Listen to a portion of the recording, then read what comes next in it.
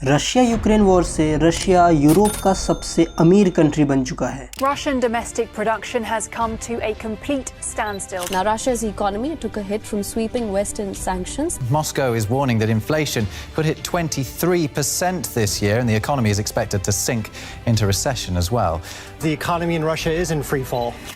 But कैसे? कोई country जब वॉर में होती है तो उस टाइम उस कंट्री को सबसे ज्यादा नुकसान होता है। तो रशिया, जिसको सारे वेस्टर्न कंट्रीज ने सैंक्शन से भर दिया है, वो भला सबसे अमीर कैसे बन गई? आइए जानते हैं इस वीडियो में। 24 फरवरी 2022 को रशिया यूक्रेन वॉर स्टार्ट होते ही सभी वेस्ट कंट्रीज ने मिलकर रशिया पर सैंक्शंस लगा दिए। वो रशियन इकोनॉमी को पूरी तरह बर्बाद करना चाहते थे और ब्रिटेन ने तो ये तक कह दिया था कि हम सैंक्शंस लगाकर रशिया को एक इकोनॉमी डार्क एज में धकेल देंगे। बट मेन बात तो ये है कि डार्क एज तो दूर की बात है, इस वॉर की वजह से रशिया का गोल्डन एज आ चुका है। रशिया को ये वॉर स्टार्ट करते ही पूरे 12.4 ट्रिलियन डॉलर का फायदा हुआ है और ये अमाउंट इतनी बड़ी है जिसे सुनकर आप सभी चौंक जाएंगे। आपके जानकारी के लिए बता दूं, ये अमाउंट वर्ल्ड के सेकेंड लार्जेस्ट इकोनॉमी चाइना के पूरे जीडीपी से भी ज्यादा है। और इसी के साथ रशिया की करेंसी रूबल पूरे दुनिया की one of the most strongest currency बन चुकी है। और वेस्ट कंट्रीज जो रशिया को बर्बाद करना चाह रहे थे,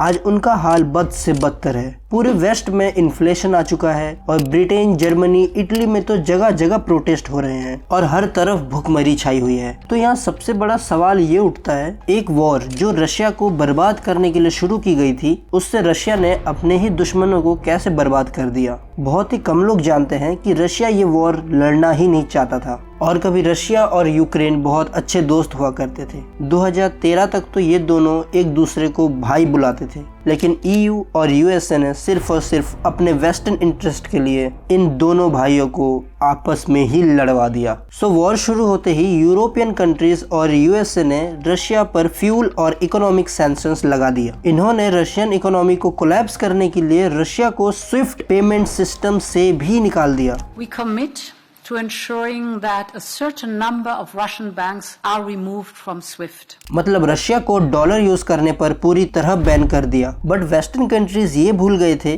कि वो मेन 3 चीजों के लिए रशिया पर हैवीली डिपेंडेंट है और यहाँ रशिया ने काफी चालाकी से उन्हीं 3 चीजों का यूज करके यूएस और ईयू के जड़ पर हमला किया। पहला है फ्यूल्स। यूरोप को 45% फ्यूल्स और नेचुरल गैस डायरेक्ट रशिया से ही आता है और आईएमएफ के हिसाब से क्योंकि सैंक्शंस के बाद यूरोप रशिया से फ्यूल नहीं खरीद सकता, इसीलिए यूरोप का रातों रात 80% फ्यूल कट ऑफ हो गया, जिससे ऑयल और इलेक्ट्रिसिटी के प्राइसेस उन देशों में आसमान छूने लगे। एग्जाम्पल के लिए, जो एलएनजी पहले 75 यूरोस पर मेगावाट आवर का मिलता था, वो अचानक से 350 यूरोस पर मेगावाट आवर का मिलने लगा। Number 2, minerals. जो एसेंशियल मिनरल्स यूक्रेन यूरोप को एक्सपोर्ट करता था, जिस पे यूरोप की मैन्युफैक्चरिंग इंडस्ट्री हैवीली डिपेंडेंट थी, उस पर रशिया ने वॉर के दौरान कब्जा कर लिया और यूरोप को सप्लाई करना बंद कर दिया। Number 3, wheat. एक ऐसा फूड ग्रेन जिस पर पूरा यूरोप हैवीली डिपेंडेंट है। पूरे दुनिया का 10% वीट अकेला यूक्रेन प्रोड्यूस करता है और इसी तरह दुनिया का तीसरा सबसे बड़ा वीट प्रोड्यूसर रशिया है। वीट के साथ यूरोप वेजिटेबल ऑयल और भी बहुत से खाने पीने वाले चीजों के लिए भी रशिया और यूक्रेन पर ही हैवीली डिपेंडेंट है। और यहाँ तक कि खेती के लिए यूज होने वाली सबसे इम्पोर्टेंट चीज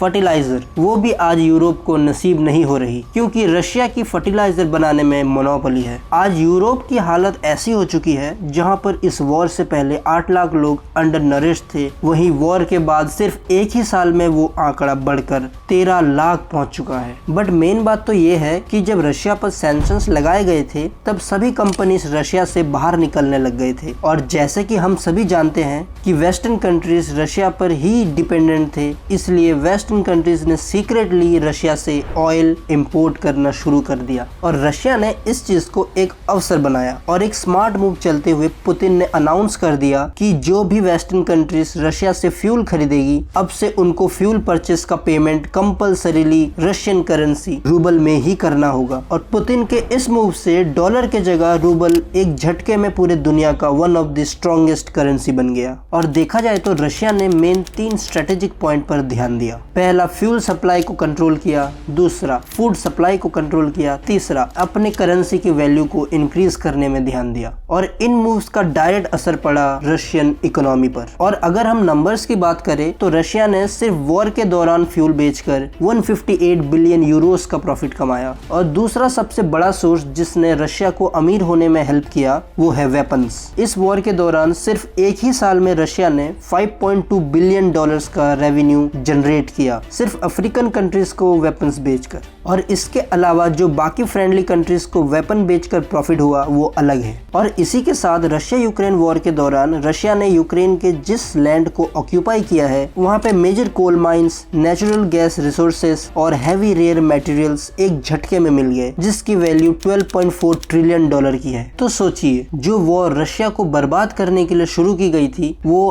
आज रशिया को प्रॉफिट्स कमा कर दे रही है। इसमें आपका क्या कहना है कमेंट करके जरूर बताना। और अगर आपने अभी तक चैनल को सब्सक्राइब नहीं किया तो अभी कर लीजिए और बेल आइकन को भी जरूर दबा दें। जय हिंद।